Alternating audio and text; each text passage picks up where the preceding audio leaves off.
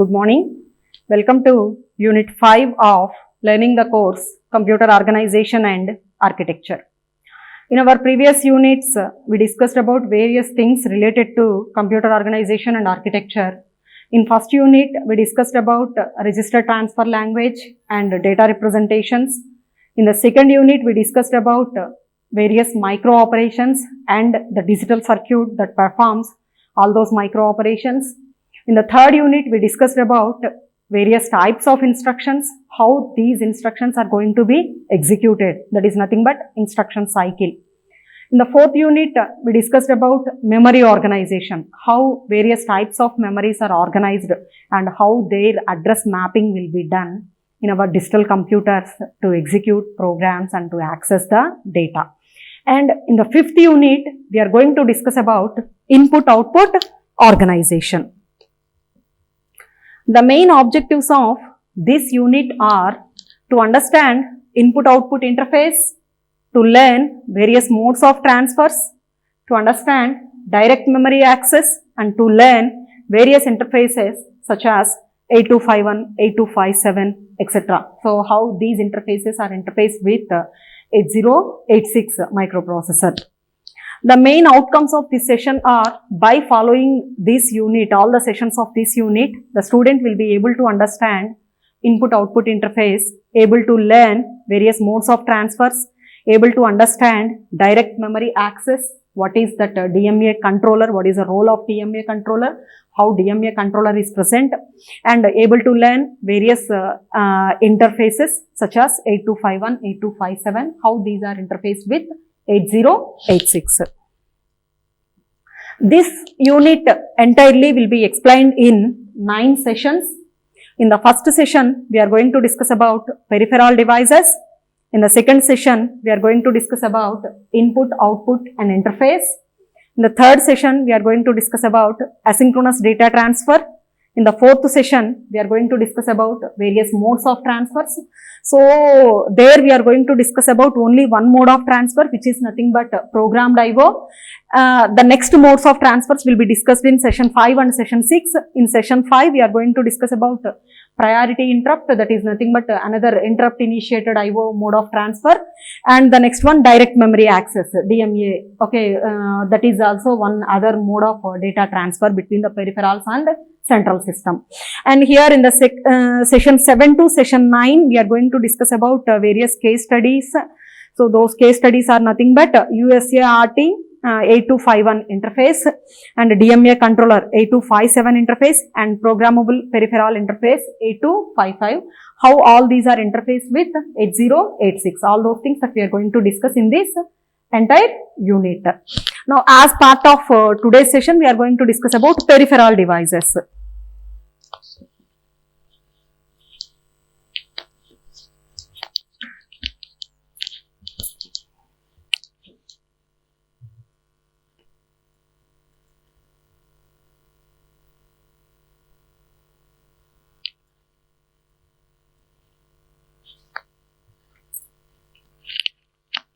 Welcome to session 1 of Unit 5 in learning the course Computer Organization and Architecture. In this session, we are going to discuss about peripheral devices. I hope that you already know what are peripheral devices, what is the purpose of these devices, how these devices are working. So, we are going to discuss, we are going to recollect the things what we known earlier about peripheral devices. Now, coming to the objectives of this session, the main objectives are to know various types of peripherals and to understand the ASCII codes for various characters. So, here we are giving input in the form of characters to our digital system. Now, how these characters are represented by using ASCII code, that we are going to discuss in this session. Now, the main outcomes of this session are, by following this session, the student will be able to know various types of peripherals and able to understand the ASCII codes for various characters. Now, coming to peripheral devices, before going to know various types of peripheral devices, first we need to know what is the importance of these peripheral devices. First of all, what are these peripheral devices? That we need to know. Now here let us see the input-output subsystem of a computer referred to as I/O.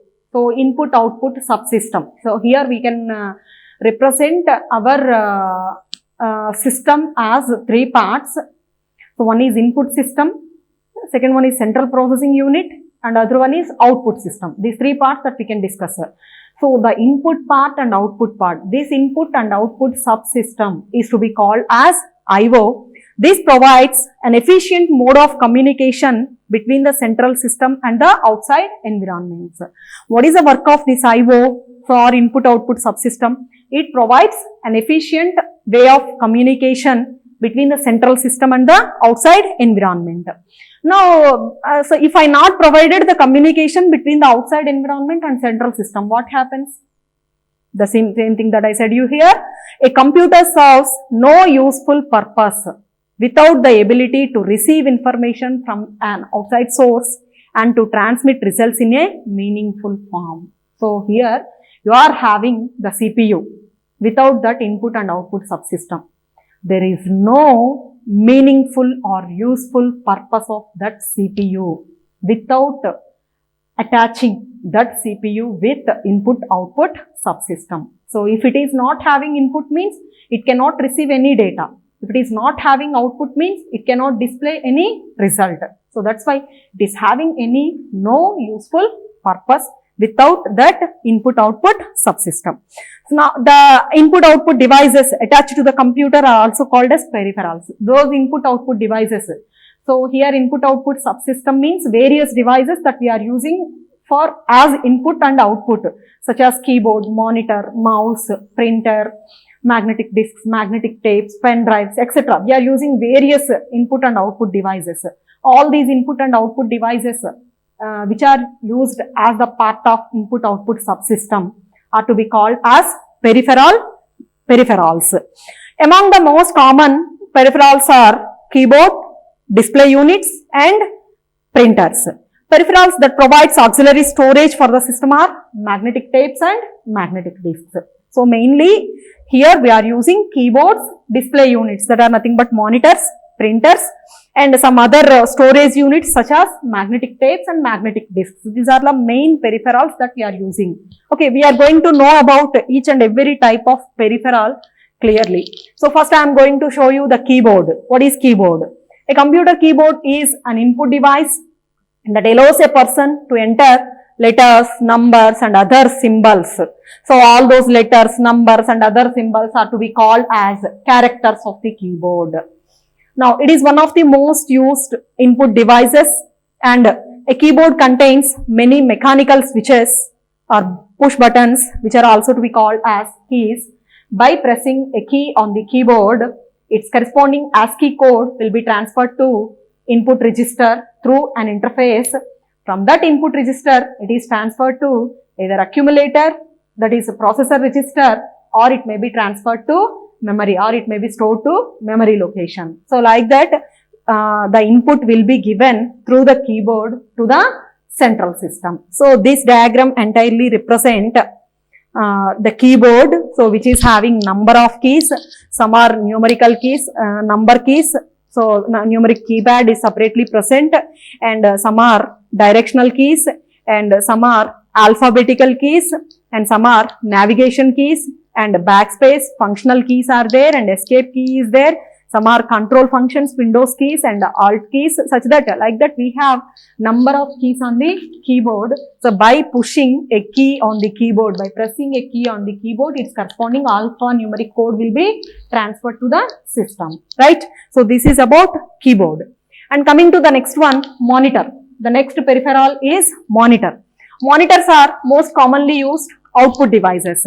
Now, a computer monitor is an output device that displays information in pictorial form. So, here the monitor is an output device that displays the information in pictorial form. A monitor usually comprises the visual display, circuitry casing and power supply. So, it is having those four components. Visual display is there, circuitry is there. Within that monitor, we have some digital circuit and casing. So, for that monitor, we have the external casing and also power supply. So to display the things, to get the things to users, power supply should be there for the monitor. Now the display device in modern monitors is typically a thin film transistor liquid crystal display. That is, we are calling that as LCD with LED backlighting, having replaced cold cathode fluorescent lamp backlighting. So earlier days we are using cathode ray tube monitors. So here we are replacing that cathode fluorescent lamp with LED, and we are having liquid crystal display LCD monitors. Now in present days we are using that LCD monitors. Coming to printer. So here what is printer? A printer is an output device. This is also an output device that prints paper documents. So here in case of monitor is also an output device. Printer is also an output device. Monitor can show the information in digital. Printer can print the documents. So what the information that we are seeing on monitor, that can be printed as a paper document. This includes text documents, images, or a combination of both. It can print all the things, all multimedia data. So except those voices and those things. So sometimes those voices can also be displayed in the form of signals. Now the two most common types of printers are inkjet printers and laser printers. So what about inkjet printers and what about laser printers? Inkjet printers are commonly used by consumers, while laser printers are a typical choice for businesses. So generally inkjet printers are used by all the consumers. Every individual can use an inkjet printer. Now laser printers are a typical choice for businesses. Now dot matrix printers, which have become increasingly rare, are still used for basic text printing. In olden days, before that inkjet printers and laser printers, we have the dot matrix printers. So nowadays we are not using frequently these dot matrix printers. We are using only laser printers nowadays. So these are used for basic text printing, dot matrix printers. Now the printed output produced by a printer is often called a hard copy, which is the physical version of an electronic document. So here what the output that we are getting from the printer, which is to be called as a hard copy, or the electronic document, physical version of electronic document. Next, so now we see in keyboard, monitor, printer. So all these are devices which are used as input and output. So here for storage also we are using some external devices, peripheral devices. Those are nothing but magnetic tapes and magnetic discs. Now we are going to discuss about magnetic tape. So what is a magnetic tape? A magnetic tape is a long and narrow strip of plastic that thin magnetic material is coated on. So it is a long and narrow strip of plastic. On that plastic strip, a magnetic material is coated. Now the magnetic tape recording uses magnetic tape which moves on a recording head. Now here we are having a recording head. On that recording head, the magnetic tape moves on. On that recording head, the magnetic tape moves on. So based on that movements, the data will be recorded onto the tape.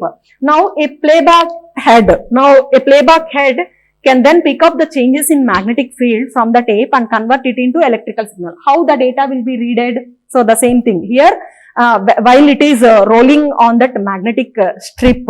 So here the magnetic on the recording head, the magnetic tape is moved. So while it is moving, while it is rolling on that, the electrical signals are fed to the recording, and they are converted into the signals, electrical signals. Okay. So devices that record and playback audio and video using magnetic tape are generally called as tape recorders and video tape recorders respectively. So here not only for data, we can use these magnetic tapes for audio and video recording also. So those are called as tape recorders and video tape recorders. A device that stores computer data on magnetic tape can be called as a tape drive or tape unit or streamer. So a device that stores computer data on magnetic tape, so which is to be called as a tape drive. So we can call it as a tape drive. Now here coming to magnetic disk. So here a magnetic disk is also a storage device that uses magnetization process to write, rewrite or accessing of the data. Accessing means reading of the data. Now it is covered with a magnetic coating and stores data in the form of tracks, spots and sectors. For example, your CD, compact disc. Now hard disks, zip disks and floppy disks are common examples of magnetic disks. Magnetic disks have traditionally been used as secondary storage devices in computers and represented the mainstream technology for decades. So from decades we are using those CDs, DVDs, etc., flash drives, etc. Now with the advent of solid state drives, magnetic disks are no longer considered the only option but are still commonly used. So here we are having solid state drives, we are having hard disks, external hard disks, all those are solid state memory devices. So because of having those solid state memory devices with low cost, we are using them only frequently, but even though some CDs and DVDs we are using still. So that's why magnetic disks are in use till now. Okay. Now, so till now we explained about various peripheral devices. Now, how the data will be entered from a keyboard. I already said you that by pressing a key on the keyboard, its corresponding ASCII code will be transferred. What about that ASCII code? So, what is the size of ASCII code? So, which character is represented which ASCII code? Those things that we need to discuss. Now, ASCII means American Standard Code for Information Interchange. ASCII means American Standard Code for Information Interchange. What is this ASCII code? The ASCII code is an alphanumeric code used for data communication in digital computers. It is an alphanumeric code used for data communication. ASCII code is a 7-bit code capable of representing 27 or 128 number of different characters. It can represent 27 or 128 number of different characters. The ASCII code is made up of a 3-bit group which is followed by a 4-bit code. Now here you can see, first we are having a 3-bit code, next we are having a 4-bit code. Now the 4-bit code is represented with B0, B1, B2, B3 and the 3-bit code is represented as B4, B5, B6. What about these values? That I will show you in the table. Let us see this table. Here for I did not given all the characters on the keyboard, just I given only some special symbols, some numerals and alphabets, how these characters can be represented using ASCII. Let us see these things. Now A, how A can be represented? I already said you that it is having a 3-bit code and 4-bit code. Now on the 3-bit code, it is starting with 100 and 4-bit code 0001.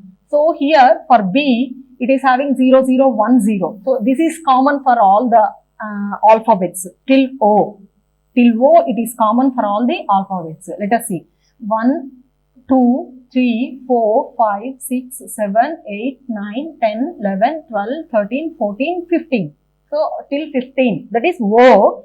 The 3-bit code is common for all the alphabets. 100 only. Okay. That is, this is 100 means 4, this is 1, 41, 42, 43. Like that we are going to represent the ASCII code for all those characters. And from P, it becomes 5, 101 and it starts with 0. That is 50, 50, 51, 52, 53, 54, 55. Like that we can represent till Z. Okay. Now, after that you can see the numerals. So here these are the numerals. We can represent only 10 digits. Those 10 digits are from 0 to 9. For all the 10 digits, the 3-bit code is 011 and the 4-bit code is from 0 to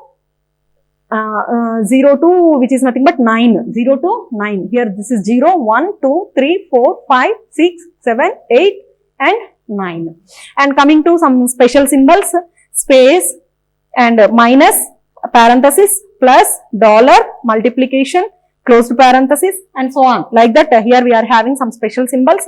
These special symbols, for these special symbols 010 is the 3-bit code. So, and for the last special symbol 011 becomes the 3-bit code. And for these things 0000, 1110, 1000, 1011, 0100, like that we can have various codes for various special symbols. So, okay, these are various alpha numeric codes for various characters which are present on the keyboard, right? I hope that you all understood what we explained in this session. I'm going to recollect the things what we discussed in this session. In this session, we discussed about what is the importance of input-output subsystem and what are the peripherals and what are the commonly used peripherals that are nothing but a keyboard, printer, monitor, magnetic disc and magnetic tape, etc. And what about the ASCII code for various characters in digital computers? So, to assess yourself here, I given a question. Please answer this question. The question is, explain peripheral devices in detail. In preparing this presentation, I used the digital content from various public sources. It is used only for educational purpose and not for the commercial purposes. Thank you for listening the session.